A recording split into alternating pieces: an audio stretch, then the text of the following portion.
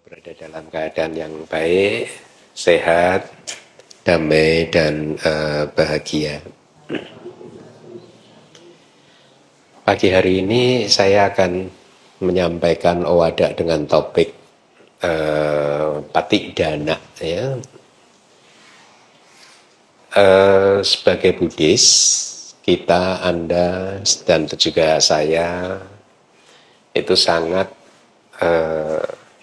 memperhatikan perbuatan-perbuatan baik. Jadi hendaknya Anda juga begitu, sangat memperhatikan perbuatan baik, terampil di dalam berbuat baik, ya.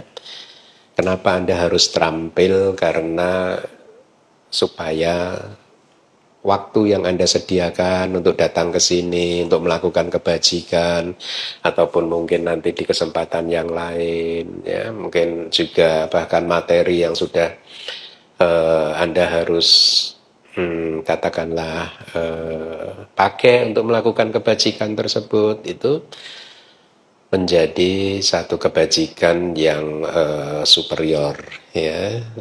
Kita tidak perlu merasa tabu membicarakan bahwa perbuatan baik itu ada buahnya begini begitu. Kalau berdana menghasilkan kekayaan begini, nggak perlu tabu, karena memang itu hukumnya dan kita memang harus melakukan banyak kebajikan, ya. Beberapa hari yang lalu saya berdiskusi dengan beberapa umat. Salah satu pokok diskusinya adalah sebenarnya pembicaraan antara guru saya dan umat-umat Buddhis dari Barat, begitu. Ya, saya tidak akan menyampaikan detail dari pembicaraan tersebut, tetapi intinya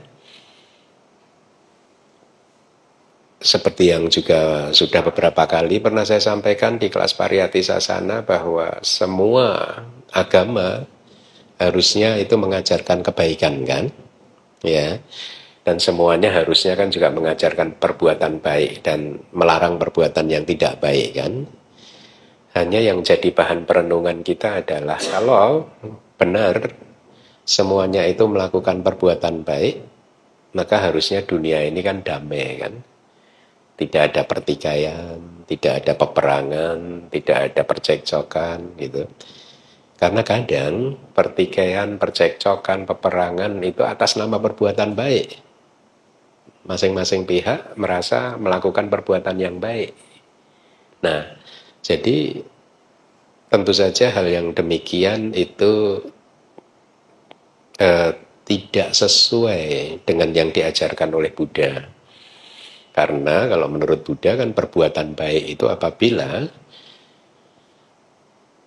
kita mengucapkan hal yang baik, melakukan hal yang baik, itu ada syarat-syaratnya, kata Buddha. Jadi Buddha mengatakan seandainya Rahula, kamu mau mengucapkan sesuatu dan itu bermanfaat untuk orang lain dan juga untuk diri sendiri, maka lakukanlah, itulah perbuatan baik. Jadi intinya perbuatan baik definisinya adalah perbuatan yang ketika kita melakukannya itu membawa manfaat, membawa kesejahteraan, ya, membawa kebaikan pada orang lain dan juga pada diri kita sendiri.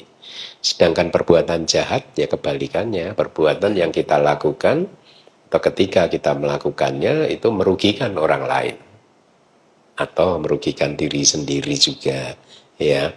Nah, bayangkan kalau definisi perbuatan baiknya ini seperti ini, maka dunia ini aman, tentram, dan damai, kan?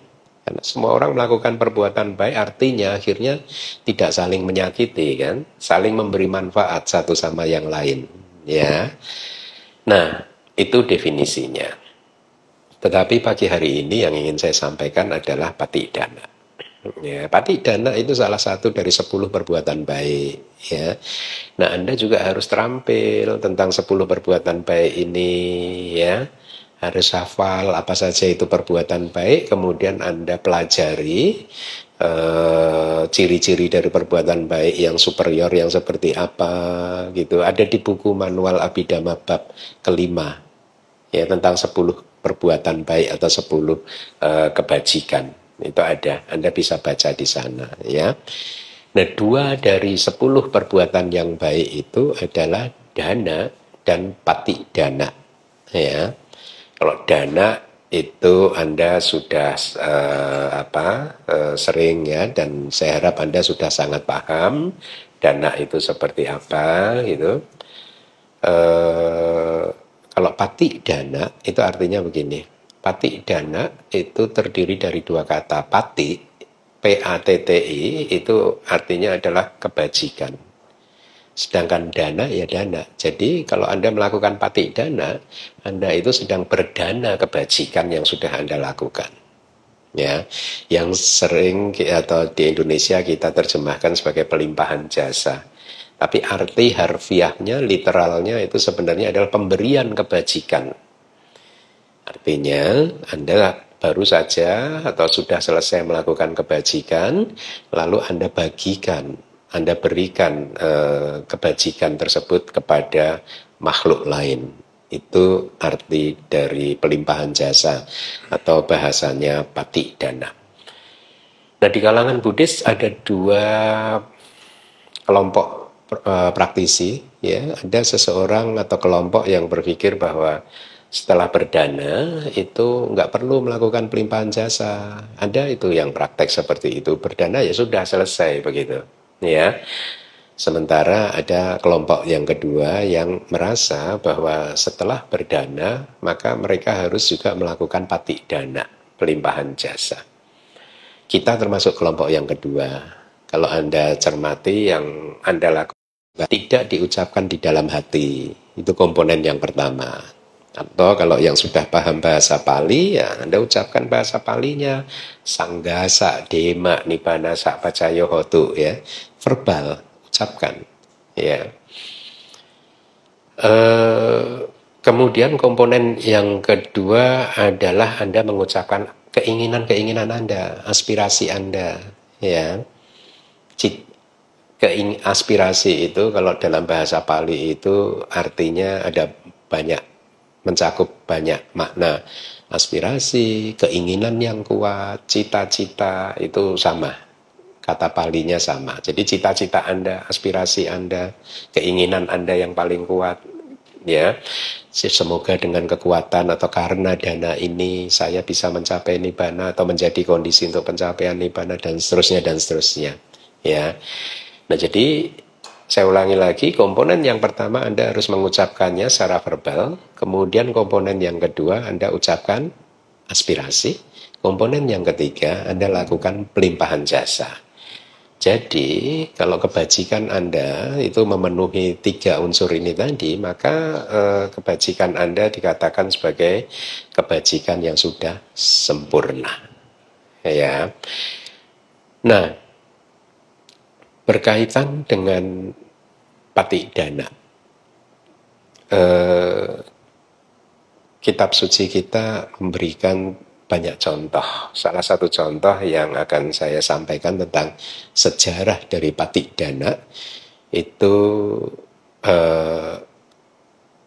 berasal dari cerita kehidupan lampau yang mulia Anuruddha.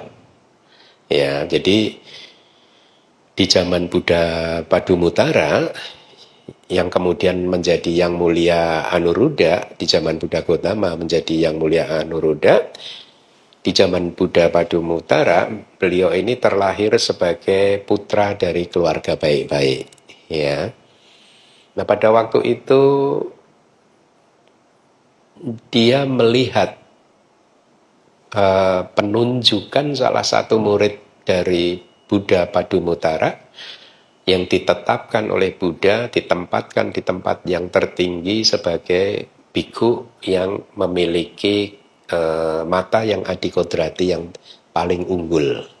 Ya, jadi mungkin itu waktu sangga berkumpul, kemudian Buddha menetapkan, biasanya Buddha menyampaikan begitu, wahai para bhikkhu, di antara murid-muridku yang memiliki mata yang adikodrati, maka bhikkhu A ini yang paling unggul gitu. Nah, di antara kumpulan sangga itu kebetulan ada dia dan beberapa umat yang mendengarkannya. Setelah si pemuda tadi yang nantinya menjadi yang mulia Anuruddha ini mendengar penetapan yang seperti itu, lalu muncul di dalam hatinya bahwa saya ingin menjadi seperti dia, gitu. Ya, saya ingin menjadi seorang biku yang memiliki kekuatan mata yang adikodrati atau mata dewa, bahasa yang umum di Indonesia, ya, di Buddha yang berikutnya, gitu. Lalu dia mengucapkan aspirasi itu di depan Buddha Padumutara pada saat dia telah selesai melakukan dana, ya, kepada sangga. Ketika mendengar aspirasi tersebut, maka Buddha Padumutara mencoba untuk melihat apakah aspirasi dari pemuda ini akan terpenuhi atau tidak, cita-citanya akan tercapai atau tidak, gitu.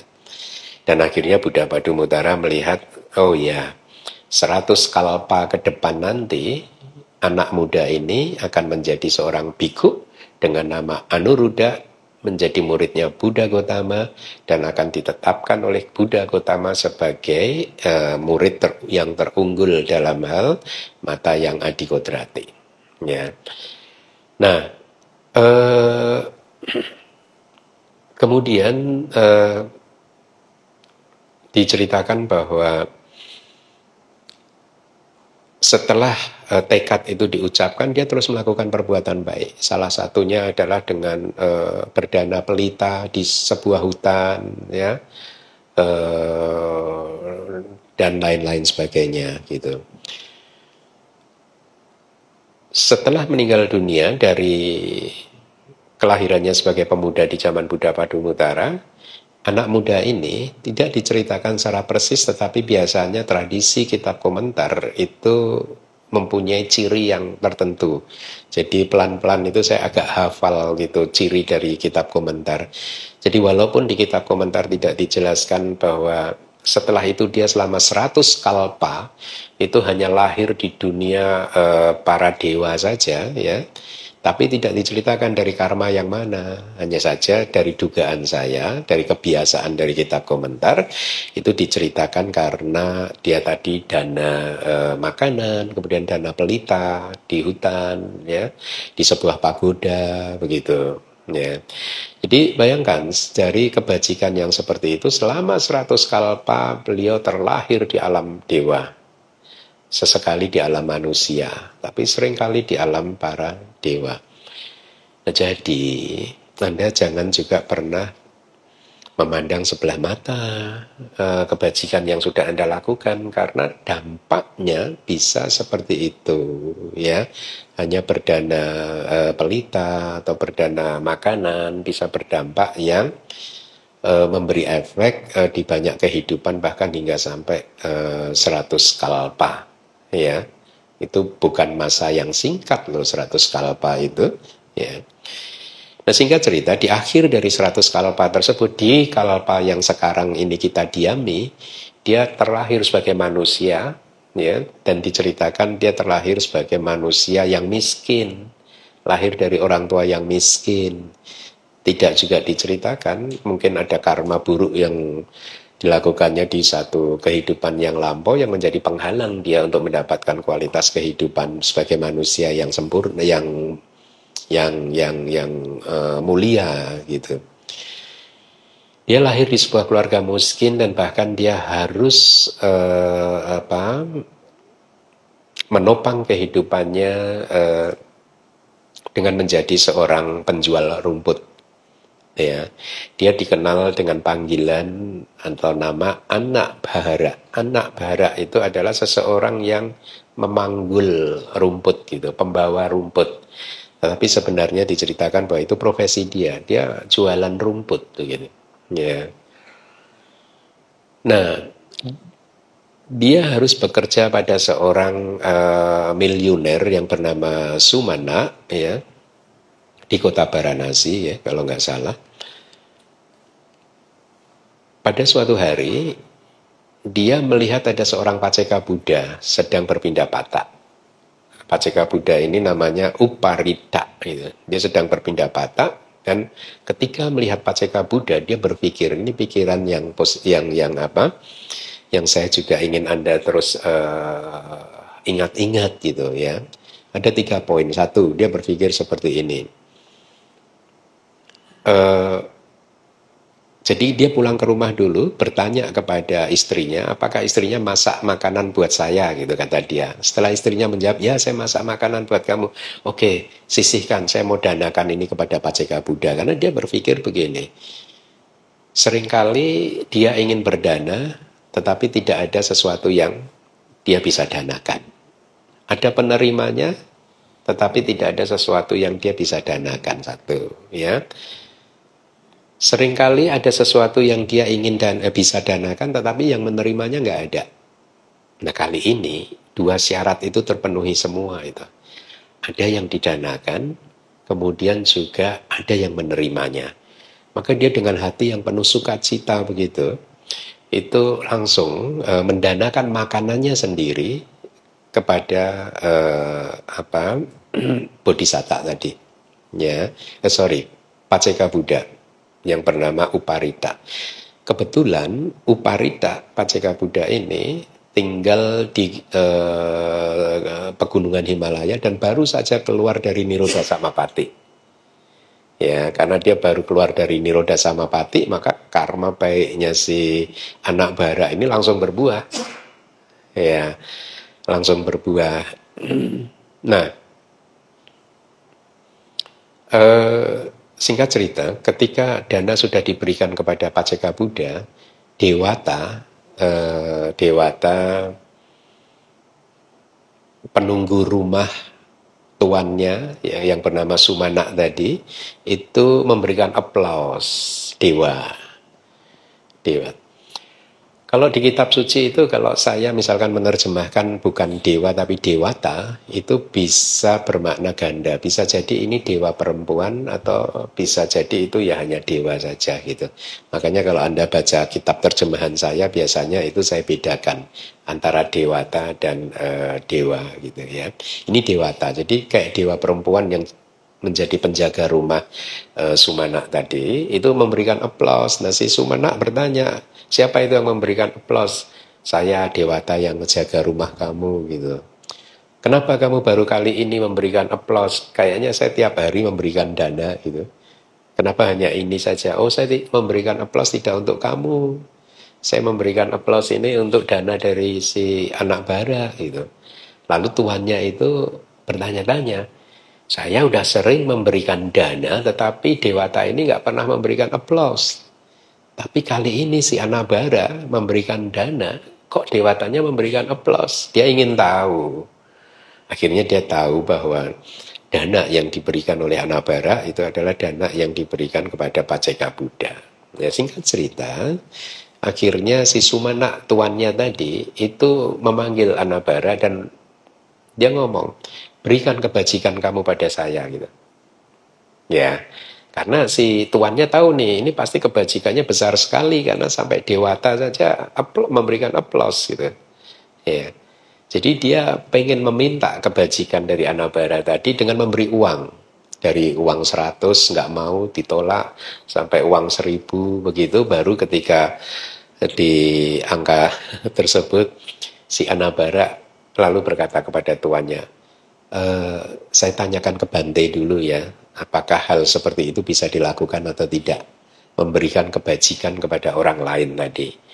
Dan akhirnya Anabara bertanya kepada Paceka Buddha, Bante, kalau saya melakukan kebajikan kemudian tuan saya hendak memintanya, apakah saya bisa memberikan kebajikan tersebut gitu kepada tuan saya gitu. Dan dijawab oleh Paceka Buddha, inilah jawaban yang bagus sekali. Anabara, ibaratnya sebuah desa, ada 100 kepala keluarga, 100 rumah, ya. Kemudian ada satu lentera atau satu mungkin lampu pelita, lampu minyak begitu ya, yang menyala, sedangkan yang lainnya tidak menyala. Mereka sudah menyiapkan lenteranya tersebut, ada sumbunya, ada minyaknya, dan kemudian masing-masing mengambil menempelkan sumbunya ke lentera orang yang menyala tadi. Terus ditanya sama Anabara, akhirnya 100 lentera itu menyala semua kan. Ditanya si Anabaranya, apakah ada lampu atau api, nyala api dari lentera yang pertama yang diambil oleh lentera-lentera yang lainnya, menurut Anda ada nggak? Hah? Nggak ada. Ya. Jadi ketika Anda menularkan, memberikan pelita Anda kepada pelita orang lain yang masih mati, lampu cahaya Anda tidak berkurang sebenarnya. Tidak ada yang diambil sama sekali. Ya. Dan faktanya akhirnya justru yang ada adalah semua lampu ini menyala. Artinya cahayanya jadi berlipat-lipat. Ya. Ini perumpamaan yang bagus. Jadi di kitab dijelaskan kalau Anda mau ke DBS katakanlah. Nah ini pernah kejadian di Singapura. Saya menyarankan umat. Jadi umat waktu itu bertanya, Bante kalau saya mau ke wihara, mau berdana makanan, 1 piring makanan, kemudian tiba-tiba di tengah jalan ada seorang yang kelaparan. Saya lebih baik danakan 1 piring ini kepada orang yang kelaparan atau ke wihara gitu.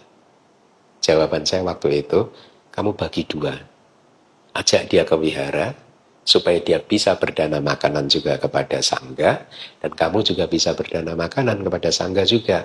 1 piring separuh-separuh kan gak apa-apa kan? Didanakan ke sangga. Dengan demikian kamu membuat 2 kebajikan. Kebajikan kamu jadi double. Ya. Nah kitab suci juga menyatakan hal yang sama seperti itu. Kira-kira kata kitab suci, kalau Anda mau ke DBS nih, ya, mau dana makanan 1 piring, terus Anda melihat ada 5 orang yang nggak bawa apa-apa, Anda bisa bagikan kepada 5 orang tersebut gitu. Jadi kebajikan Anda double. Anda dana kepada sangga, iya. Anda dana kepada 5 orang itu, iya.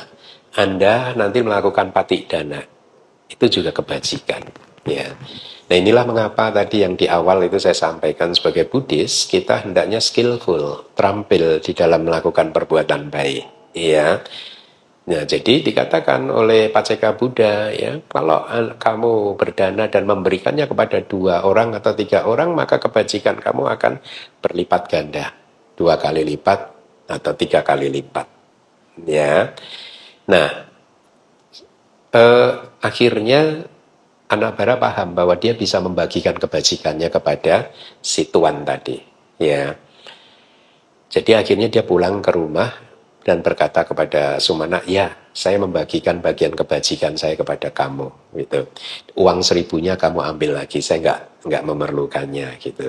Itulah yang disebut patik dana. Lalu signifikansinya apa dari patik dana itu, ya? Kan kita melakukan pelimpahan jasa itu, kalau yang kita nanti bimbing di sini ini kan mata pitu acarya. Mata pitu itu kepada kedua orang tua kita, kepada guru-guru kita, kepada semua dewata, kepada semua makhluk itu ya. Kan katanya kitab suci kita mengatakan yang bisa mendapat patik pelimpahan manfaat dari patik dana itu hanyalah mereka yang terlahir di alam peta kan. Hantu kelaparan yang itu pun yang tertentu yang disebut para datu upajiwika peta, atau hantu kelaparan yang hidupnya tergantung pada pemberian orang lain gitu. Artinya begini, yang benar-benar bisa mendapatkan manfaat memang benar itu adalah peta tersebut, ya. Manfaat seperti apa? Apabila kita berdana makanan dan dia mendapat manfaat 1, dia bisa kemudian tiba-tiba mendapatkan makanan surgawi. Kalau air minum, dia akan mendapatkan air minum surgawi. Kalau jubah, dia akan mendapatkan pakaian surgawi. Kalau pelita, wewangian, dia akan mendapatkan pelita, wewangian yang surgawi. Gitu. Dan lebih dari itu, kalau manfaatnya ini maksimal, dia akan segera bisa keluar dari alam peta itu karena kekuatan dari pelimpahan jasa tadi. Ya, tapi ini hanya bisa dialami oleh peta atau makhluk halus yang hidupnya memang benar-benar tergantung pada pemberian orang lain. Lalu apa manfaatnya? Pelimpahan jasa yang diberikan kepada makhluk selain peta tersebut. Manfaatnya adalah 1. Bagi Anda sendiri, ketika Anda melakukan pelimpahan jasa kepada semua makhluk, maka kebajikan Anda berlipat ganda. Kenapa bisa begitu? Karena pelimpahan jasa itu sendiri adalah salah satu dari 10 kebajikan kan? Kan ada 10 kebajikan kan? Ya, dana, sila, bawana, apacayana, weya, wacap, pati dana, patanumodana. Salah satu dari 10 kebajikan adalah pati dana. Jadi ketika Anda melakukan pati dana, pelimpahan jasa, Anda melakukan kebajikan satu lagi. Jadi kebajikan Anda jadi double. Satu. Kedua, ketika Anda melakukan pelimpahan jasa, Anda kan mengucapkan itu ya, pembacaan pelimpahan jasa itu. Jadi Anda kayak memperkuat pelimpahan jasa Anda. Kalau batin Anda pada waktu itu maha kusala, dan ketika Anda mengucapkan teks pelimpahan jasa itu katakanlah 30 detik, maka Anda berhasil mempertahankan maha kusala Anda itu selama 30 detik. Dan itu adalah satu kebajikan yang sangat besar. Iya, karena tidak mudah kan mendapatkan kesempatan bagi perumah tangga untuk mendapatkan kesempatan yang seperti itu. Gitu. Itu yang kedua. Jadi ketika Anda melakukan pelimpahan jasa, Anda memperpanjang keberadaan atau kemunculan dari maha kusala cita atau kesadaran yang baik. Saya itu sedang berpikir kemarin, saya lupa bahwa saya pikir dulu kalau di Myanmar itu pelimpahan jasa itu ada acara penuangan air.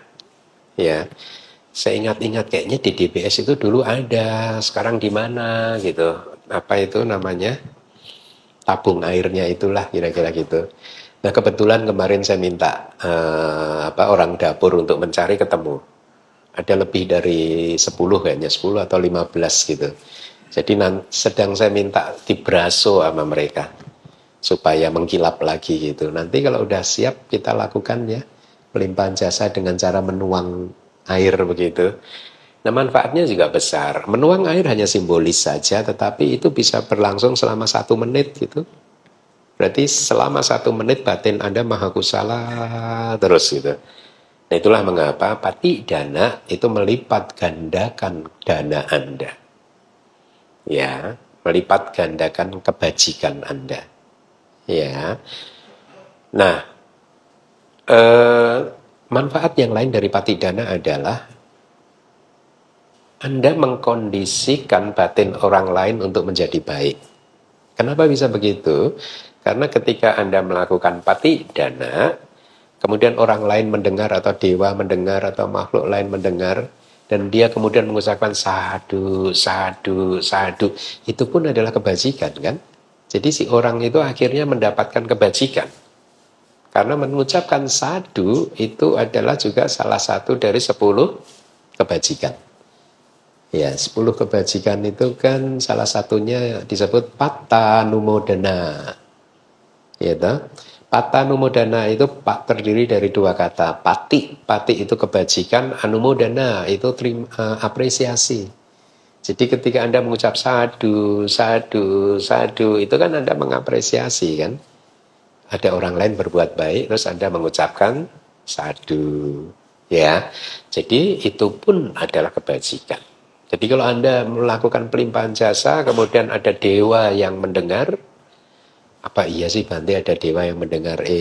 Iya loh, di zaman akan selalu seperti itu.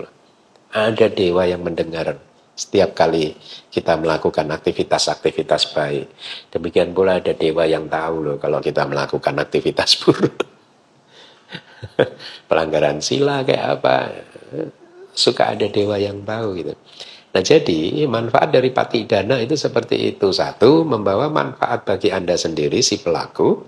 2, membawa manfaat buat makhluk lain. Termasuk manusia atau dewa yang bisa mengucapkan sadu. Ya, ketika mereka mengucapkan sadu, maka mereka sedang melakukan kebajikan.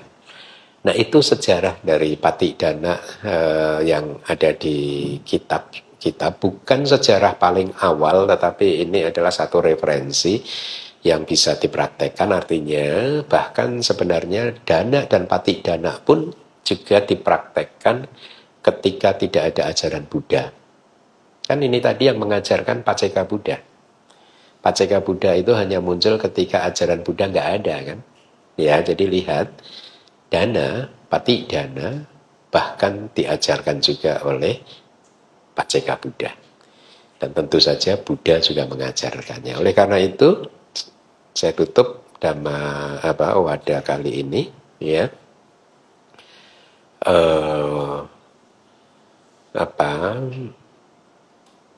Sebenarnya ada cerita lain lagi, tapi sudah lebih dari jam 7:30 ya, saya nggak akan sampaikan ya. Anda bisa baca sih, kayaknya cerita ini saya sampaikan di kelas Pariyati Sasana 2 yang terakhir, yang kedua yang terakhir ya. Anda bisa baca atau dengarkan lagi ceritanya di sana. Baik, demikian para upasaka dan upasika. Semoga apa yang saya sampaikan ini bermanfaat, bisa membuat Anda semakin tumbuh dan berkembang, ya. Dan akhirnya semua kebajikan yang sudah Anda lakukan, sudah Anda kumpulkan, bisa menjadi kondisi bagi Anda semua untuk keluar dari siklus kelahiran dan kematian yang penuh dengan duka ini.